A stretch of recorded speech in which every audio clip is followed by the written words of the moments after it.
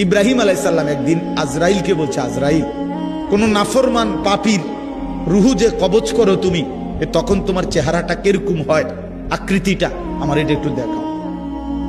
হযরত ইব্রাহিম আলাইহিস সালামকে আজরাইল বলছে, আল্লাহর কসম হে নবী, আপনি সহ্য করতে পারতেন না, আপনি এটা দেখতে চাইেন না। ইব্রাহিম আলাইহিস সালাম বললেন, না, আমার একটু হলেও দেখাও।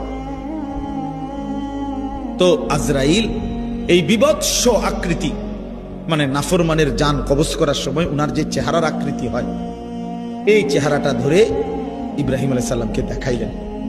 বিশ্বাস করেন, এই কিতাবে আছে, ইমাম কুরতুবীর কিতাব। ইব্রাহিম আলাইহিস সালাম একটা চিৎকার মাইরা বেহুশ হয়ে গেছে।